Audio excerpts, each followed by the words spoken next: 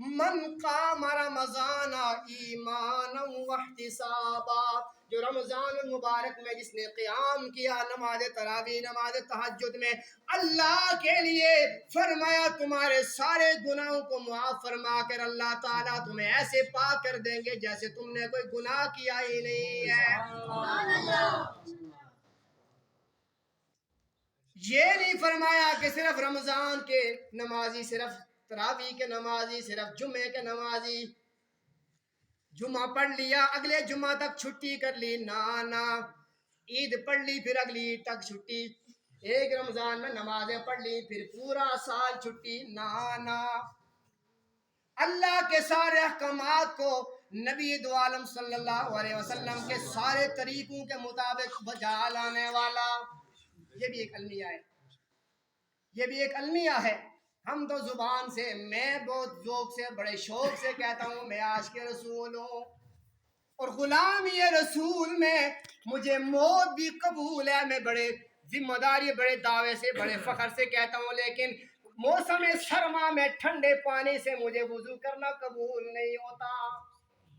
ہاں ہم ایسے عاشق ہیں، میں اپنی بات کروں، ہم ایسے عاشق اور ایسے محب اور ایسے امتی ہیں۔ نبی دو عالم صلی اللہ علیہ وسلم اس امت کی مغفرت بخشش کروائیں گے، شفاعت کروائیں گے، شفاعت قبول بھی ہوگی، لیکن جو محبت اور اطاعت کو لے کر چلا ہوگا، محبت اور اطاعت کو لے کر چلے گا۔ ہم سب عاشق رسول ہیں لیکن زبان سے عاشق رسول ہیں، غلام ہیں، غلام ہیں، کس کے غلام ہیں؟ رسول کے غلام ہیں، اور غلامی رسول میں موت تو قبول ہے لیکن شادی سنت کے مطابق مجھے قبول نہیں ہے، اس لیے کہ خاندان والے ناراض ہوں گے، رشتہ دار ناراض ہوں گے، اور نبی دو عالم ناراض ہوتا رہے لیکن میرا خاندان ناراض نہ ہو جائے۔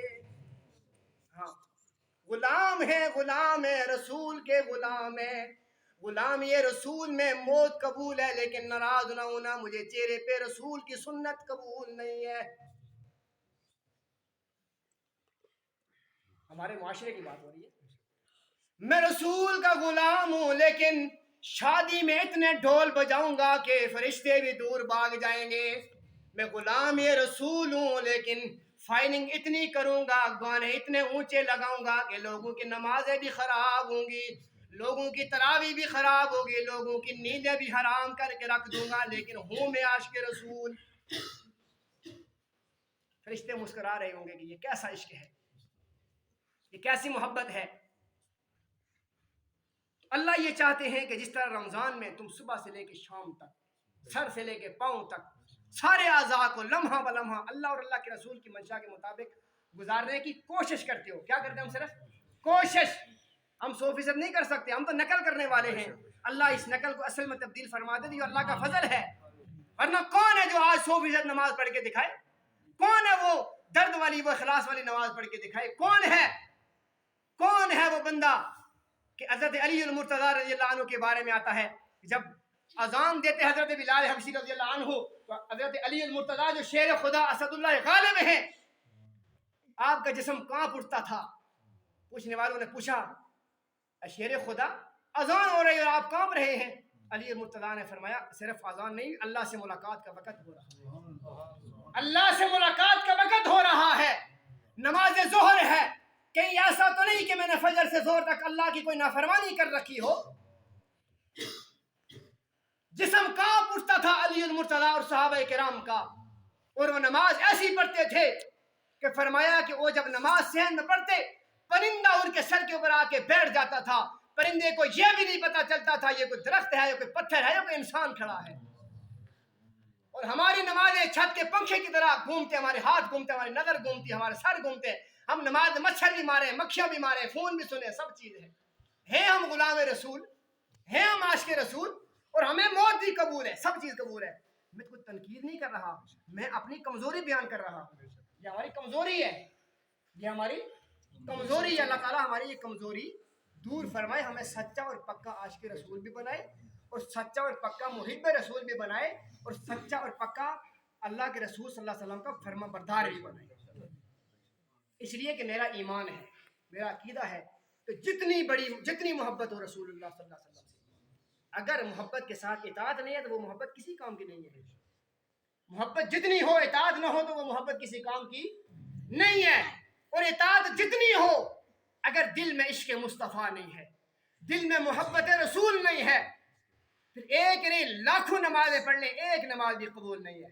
ساری زندگی غلاف کعبہ پکڑ کے بیٹھ جائیں, وہ ایک لمحہ بھی قبول نہیں ہے. اس لیے کہ عشق رسول کے بغیر کوئی عمل قابل قبول نہیں ہے. اللہ تعالیٰ سے یہ دعا کریں, اللہ تعالیٰ ہمیں سچا عشق رسول نصیب فرمائے, اور سچی محبت رسول کے ساتھ اطاعت رسول بھی نصیب. یہ دو لازم ملزوم چیزیں ہیں. ایک بندہ اپنے والد سے کہے ابو آپ مجھے بہت اچھے لگتے, آپ مجھے بہت پیارے ہیں, آپ کے بغیر تو میں جی نہیں سکتا, اور آپ کو نہ دیکھوں تو میری آنکھیں ٹھنڈی نہیں ہوتی ہیں. ابا کہیں جاؤ بیٹا جا کے دکان سے مجھے نسوار لا کے دو. نہیں ابو آپ مجھے اچھے بہت لگتے ہیں لیکن نسوار جا کے خود لے, میں مصروف ہو گیا. ہمارے نبی سے ہماری کچھ محبت اس طرح ہے کہ آپ پر ہمارا سب کچھ قربان ہے, لیکن آپ کے لیے آپ کی محبت میں چہرے پر داڑھی نہیں رکھ سکتا, آپ کے لباس کے مطابق میں لباس نہیں پہن سکتا. میں ہوں آج کے یار رسول اللہ آپ کا بڑا عاشق ہوں, آپ کی بتائی ہوئی شریعت کے مطابق میں نکاح نہیں کر سکتا, لیکن ہوں میں آپ کا عاشق, میں آپ کا فرما بردار ہوں, میں آپ کے اوپر جان قربان کرنے والا ہوں. لیکن گرمی میں اگر مسجد میں پنکھا نہ ہو تو میں مسجد میں جاتا نہیں, اور سردی میں اگر قاری صاحب نے کوئی ہیٹر میٹر اور وہ پانی کے لیے گیزر نہ لگایا تو میں مسجد میں نہیں جاتا, اس لیے کہ مجھے ٹھنڈ لگتی ہے. یہ ٹھنڈ لگتی ہے. پھر ٹھنڈ کے لیے, سردی سے بچنے کے لیے انتظام جہنم میں بہت اللہ نے وسیع کر رکھا ہے, اور گرمی سے بچنے کے لیے قبر میں اللہ تعالیٰ نے بڑا انتظام کر رکھا ہے. اس لیے میرے دوستوں اور بزرگوں, یہ رمضان صرف گزارنے کی چیز نہیں ہے, یہ اپنانے کی چیز ہے, یہ بنانے کی چیز ہے. یہ مسجد آپ نے خوبصورت بنائی ہے, دل خوش ہو جاتا ہے اس کو دیکھ کر. آپ سے میری یہ درخواست ہے, آپ صرف رمضان میں نہیں, ابھی دیکھا آپ نے حافظ صاحب کو کہ حافظ صاحب نے سورہ ناس پڑھ کے دوبارہ کیا شروع کیا ہے, الف لام میم. کیوں؟ یہ قرآن ختم نہیں ہے, یہ ختم دنیا کا کوئی مائی کا لال اس کو ختم نہیں کر سکتا. یہ تکمیل قرآن کی تقریب ہے کہ قرآن آج ہمارا مکمل ہوا ہے. دوبارہ الف لام سے ہم نے شروع کیا ہے کہ یہ دوبارہ شروع ہے, یہ دوبارہ شروع ہے. وہ جو حدیث میں نے آپ کے سامنے وہ طویل ہے کہ پہلی جو اس میں بددعا ہے اس کی ضمن میں بہت ساری باتیں آ چکی ہیں. آپ احباب کا ذوق ہے, بلند آواز سے کہیں سبحان اللہ. رحمت دو عالم صلی اللہ علیہ وسلم نے فرمایا, جب دوسری سیڑھی پر میں نے پاؤں رکھا تو فرمایا جبریل نے ہلاک ہو جائے وہ بندہ جو والدین کو یا دونوں میں سے ایک کو اپنی زندگی میں پائے, والدین کو راضی کر کے, والدین کی خدمت کر کے اپنے اوپر جنت واجب نہ کروا سکے. رحمت دو عالم صلی اللہ علیہ وسلم نے فرمایا آمین. وہ پیغمبر جس پیغمبر نے فرمایا کاش میں محمد کی ماں آمنہ زندہ ہوتی, میں محمد نماز میں ہوتا, میری ماں مجھے نماز میں پکارتی, میں نماز توڑ کر فرماتا لبیک یا امی, میری ماں میں حاضر ہوں, فرماؤ کیا کہنا ہے. یہ ماں اور باپ یہ عظیم اللہ کے اساس, اللہ کی طرف سے یہ ہمارے پاس. یہ ایک صحابی رسول عرض کرنے لگے یا رسول اللہ مجھے جنت کے بارے میں بتائیں, جہنم کے بارے میں بتائیں. اللہ کے محبوب پیغمبر نے فرمایا, یوں نہیں فرمایا نمازیں پڑھ جنت میں چلا جا, تراویح پڑھ نماز جنت میں جا, حج کر کے آ جنت میں چلا جا. نہ فرمایا یہ دنیا کی زندگی میں تیرے والدین تیرے پاس موجود ہیں, یہ تیرے والدین یا تیرے لیے جنت ہے یا یہی تیرے لیے جہنم ہے. والدین کو راضی کر کے, والدین کی خدمت کر کے قرآن کریم نے بڑا بہترین اصول سکھایا کہ والدین کے ساتھ حسن سلوک کے ساتھ پیش آؤ, اور کندھا والدین کے سامنے جھکائے رکھو, اکڑ نہ دکھانا. آج کا نوجوان, آج کا سوشل میڈیا کا پجاری اٹھ کے ماں کو کہتا ہے اماں تجھے پتا نہیں مجھے سب پتا ہے, اور اللہ کی قدرت کہتی ہوگی میرا بندہ یاد کر اس دن کو جس دن تو دنیا کے اندر آیا, ابھی تو دنیا میں نہیں آیا تھا, ماں کے پیٹ کے اندر موجود تھا. تیری ماں تیری حفاظت کی وجہ سے بھاگتی بھی نہیں تھی, اور زیادہ سوتی بھی نہیں تھی, زیادہ چلتی بھی نہیں تھی, میرے بچے کو نقصان نہ ہو جائے. اور میرا بندہ جب تو دنیا میں آیا تجھے کھانے کا پتہ نہیں تھا, تجھے پینے کا پتہ نہیں تھا, تجھے رہنے سہنے کا پتہ نہیں تھا, تجھے بھوک لگتی تو روتا تھا, تجھے پیاس لگتی تو روتا تھا. اور میرا بندہ, اور تو جب پیشاب کر دیتا تو روتا تھا, لیکن تیری ماں کو سب پتا تھا یہ کیوں ہوتا ہے. تیری ماں نے تجھے اٹھنا سکھایا, بیٹھنا سکھایا. تیری ماں نے تیرے لبوں کو چوسا. تیری ماں نے تجھے اپنی گدی کے اندر اپنی چھاتی کے ساتھ لگا کر سردی کے موسم میں, آج تو پمپر کا دور ہے, مثال دینی ذرا مشکل ہو چکی ہے, پمپر کا دور ہے, لیکن تھوڑا عرصہ پیچھے چلے جاؤ میرا بندہ, تجھے معلوم نہیں سردی کا موسم, بجلی بھی نہیں ابھی تھی. سردی کے موسم میں, برف باری میں, تو نے رات کے اندھیرے میں بستر پر پیشاب کر دیا تھا اور تو رو رہا تھا. تیری ماں نے تجھے گیلی جگہ سے اٹھا کر خشک جگہ پر رکھ دیا تھا اور تو خوش جگہ پر مزے لے رہا تھا. تیری ماں تیری پیشاب والی جگہ پر تجھے لوریاں دے رہی تھی, سو جا میرا بچہ سو جا. اور آج تو جوان ہو کر تو جب اپنی ماں کو آنکھیں دکھا رہا ہے, ماں تجھے پتا نہیں اور میں سب کچھ جانتا ہوں میرا بندہ. آج بھی تیری ماں کو سب پتا ہے, تجھے کچھ پتا نہیں ہے. ساری زندگی تیرے عیبوں پر پردہ ڈال کے تیری ماں نے تیری پرورش کی ہے. ساری زندگی تو نے جو بھی غلطی کی, کسی سے لڑائی کی, جھگڑا کیا, گالم گلوچ کیا, تیری ماں نے تیرے والد سے چھپایا کہ میرا شوہر میرے بچے کو کہیں مار نہ دے, ظلم نہ کر دے. اور آج تو کہتا ہے کہ میری ماں کو پتا نہیں.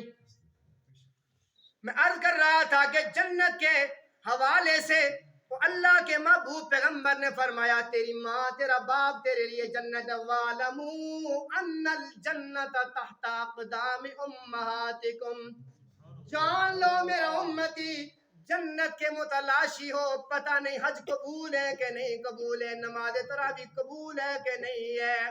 میں نے عمرہ کیا, میں نے قرآن سنایا, میں نے بیان کیا, میں نے جمعہ پڑھا, میری ساری زندگی کے اعمال اللہ کے ہاں قبول ہے بھی کہ نہیں ہے. لیکن اللہ کے محبوب نے فرمایا میرا امتی جان لے کہ تو جنت کا متلاشی ہے, اور جنت نماز میں نہیں, جنت تیری ماں کے قدموں کے نیچے ہے. جنت تیرے حج میں نہیں, جنت تیری ماں کے قدموں کے نیچے ہے. جنت تیری تراویح میں نہیں, جنت تیری ماں کے قدموں کے نیچے ہے. ماں کے قدموں کو بوسہ دینا تیرا کام ہے, ماں کے قدموں کو دھو دھو کر پینا تیرا کام ہے. اس نیک عمل کی برکت سے جنت میں پہنچانا یہ اللہ کا فضل ہے.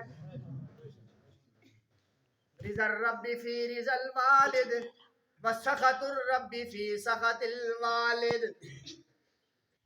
آج اگر میں مولوی صاحب بن گیا, آپ کے نظروں میں علامہ فہامہ, میں اگر والد کو کمزور نظر سے دیکھوں تو میں اللہ کا مجرم اور والدین کا باغی کہلاؤں گا. اللہ کے محبوب پیغمبر صلی اللہ علیہ وسلم نے فرمایا اللہ کو جس نے راضی رکھنا ہو اپنے والد کو راضی رکھے, اور جس نے اپنے والد کو ناراض رکھا اس کا رب بھی اس سے راضی نہیں رہے گا. صحابی رسول عرض کرنے لگے یا رسول اللہ جنت کے بارے میں فرمائے. اللہ کے محبوب پیغمبر نے فرمایا جنت کے 8 دروازے ہیں, اس میں درمیان کا بڑا دروازہ اللہ نے والدین کے, جہنم کے 8 دروازے ہیں, اور جہنم کے 8 دروازوں میں بڑا دروازہ جس میں سے جہنمی داخل ہوں گے ان لوگوں کے لیے جو والدین کے نافرمان ہوں گے. صحابی رسول عرض کرنے لگے یا رسول اللہ کوئی ایسا بندہ جس کے والدین اس پر ظلم کرے. اللہ کے محبوب پیغمبر نے فرمایا میرے صحابی تیری غلط سوچ ہے, کوئی والد کسی اولاد پر ظلم نہیں کرتا.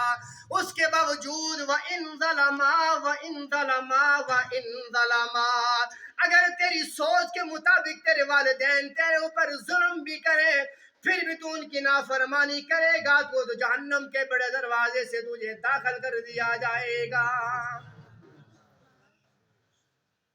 اس لیے میرے دوستو, میرے بزرگوں, جن کے والدین دنیا میں زندہ ہیں, اپنے والدین کی ہاں میں ہاں ملاؤ, گالم گلوچ کریں, گھر سے نکال دیں, غصہ کریں. ہمارے ابو اور ہمارے دوستوں کے سامنے ہماری توہین کی تھی, تیری بڑی عزت نفس ہے, تیرے والد کو کوئی عزت نفس نہیں.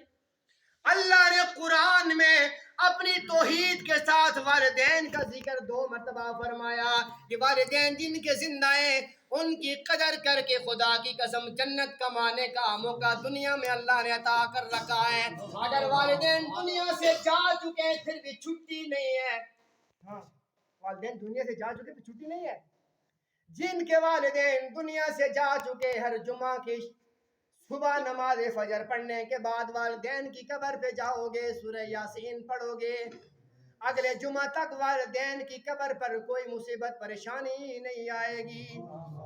صرف پریشانی نہیں، کوئی بندہ ایسا اگر دنیا سے جائے یا اس کے والدین اس سے ناراض تھے، خفا تھے، فرمایا اپنے والدین کی ہم اثر، اپنے والدین کی ہم شکل، ہم منصب، ہم نام، ہم کلام لوگوں سے، اور والدین کے ہم شکل اور ہم عمر لوگوں سے ساتھ والدین جیسا سلوک کرو۔ والدین کے لیے زیادہ سے زیادہ جو صحیح معنوں میں ایصال ثواب ہے وہ والدین کے لیے ایصال ثواب کرو۔ اگر خدا نخواستہ تمہارے والدین ناراضگی کے عالم میں تم سے جدا ہوئے، کل اللہ کے ہاں تم والدین کے فرما برداروں میں اٹھائے جاؤ گے۔ تیسری بد دعا، ہلاک ہو جائے وہ بندہ جس کے سامنے آپ کا نام لیا جائے وہ آپ پر درود نہ پڑے۔ کیا نہ کرے؟ میں تشریح میں نہیں جاتا، لیکن جس کے سامنے آقا پاک صلی اللہ علیہ وسلم کا نام لیا جائے اور وہ کیا نہ کرے؟ درود۔ من صلی علیہ اشرا صلی اللہ، من صلی علیہ واحدۃ صلی اللہ علیہ اشرا، میرا جو امتی مجھ محمد پر ایک مرتبہ درود و سلام کا نذرانہ پیش کرے گا، اللہ 10 مرتبہ رحمت نازل فرمائے گا۔ جو ایک مرتبہ مجھ محمد صلی اللہ علیہ وسلم پر کیا کرے گا؟ درود و سلام۔ درود کون سا؟